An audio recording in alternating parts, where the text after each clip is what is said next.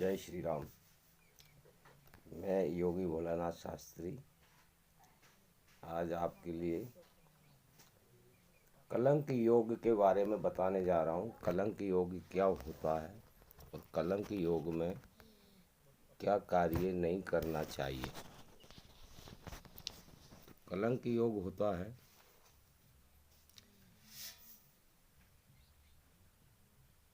पड़मा शनिवार, दौज शुक्रवार, तीज गुरुवार, चौथ बुधवार, पाँचवें मंगलवार, छठ सोमवार, सातवें रविवार। ये हर कार्य के लिए अशुभ है। इसको कलंक योग कहते हैं। अब मैं यहीं आपके लिए शुभ और अशुभ तिथियों के बारे में बताना जा रहा हूँ।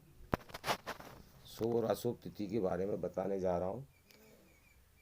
नंदा, भाद्रा, जया, रिक्ता, पूर्णा ये तिथि होती है। शुक्ल पक्ष की नंदा तथा रिक्ता तिथियां अशुभ हैं और भाद्रा तथा पूर्णा माध्यम है। जया शुभ होती हैं और कृष्ण पक्ष को नंदा व रिक्ता शुभ, भाद्रा व पूर्णा मध्यम तथा जया अशुभ होती हैं। हरेक कार्य आरंभ करने के समय इनका विचार करना बहुत जरूरी है। अब नंदा, एकम, षष्ठमी, एकादशी इनको नंदा तिथि कहते हैं। भाद्रा, दौज, सप्तमी, द्वादशी, बारस ये भाद्रा तिथि होती हैं। जया, तीज, आठ और तेरस इसको जया तिथि कहते हैं। रिक्ता, चौथ, नवम, चौदस इसको रिक्ता तिथि कहते हैं। अब पूर्णा, पूर्णा तिथि क्या है? पाँचवें, दशें और पूर्णिमा। तो ये तो शुभ अशुभ तिथि के बारे में बताया। कलंक योग के बारे में मैंने आपको बताया। पंचक नक्षत्र का मतलब धनिष्ठा रेवती तक, धनिष्ठा से रेवती तक 5 नक्षत्र पंचक नक्षत्र कहलाते हैं।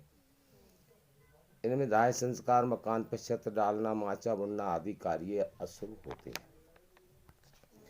अब मैं यहीं आपके लिए एक स्वर ज्ञान जो होता है, जो अपने स्वर चलते हैं, दाहिने, डेरे, सूर्य, चंद्र, जिसको इंगला पिंगला सुषमना भी कहते हैं। मैं स्वर के बारे में आपको बताने जा रहा हूँ। दाहिने स्वर को जीवने स्वर भी कहते हैं। स्वर को सूर्य भी कहते हैं, पिंगला भी कहते हैं, और बाएं स्वर को वामा भी कहते हैं, स्वर को चंद्रमा भी कहते हैं, इंगला भी कहते हैं।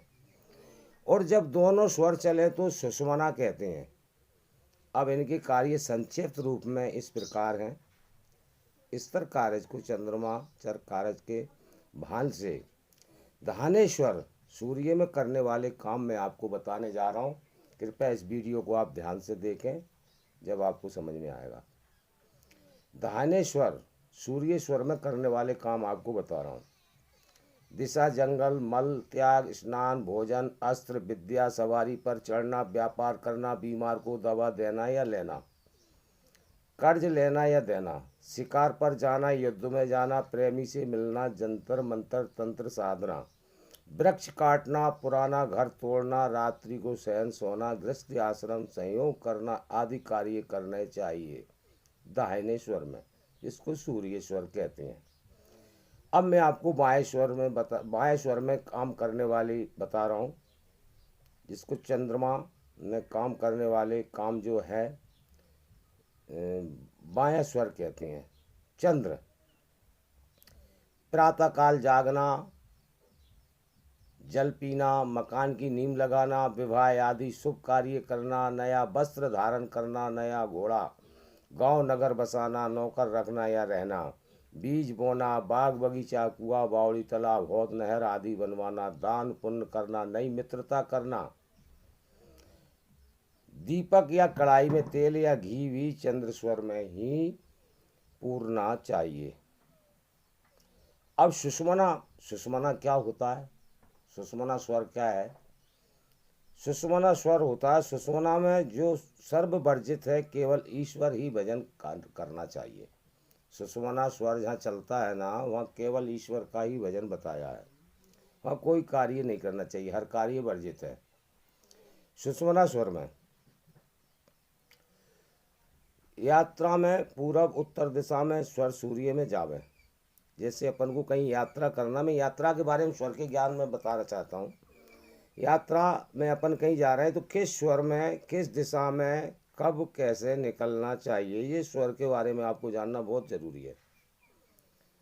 यात्रा में पूरब उत्तर दिशा में सूर्य स्वर में जावें और प्रथम दाहिने पैर का 1 या 3 कदम पहले आगे रखकर ईश्वर का ध्यान करके रवाना हो जावें, कार्य सिद्ध होगा। दक्षिण या पश्चिम दिशा में स्वर में जावें। किस स्वर में जावें? दक्षिण पश्चिम दिशा में चंद्र स्वर में जावें और प्रथम 2 या 4 कदम बाएं पैर को पहले आगे रखकर ईश्वर का ध्यान करके जावें तो कार्य की सिद्धि होती है।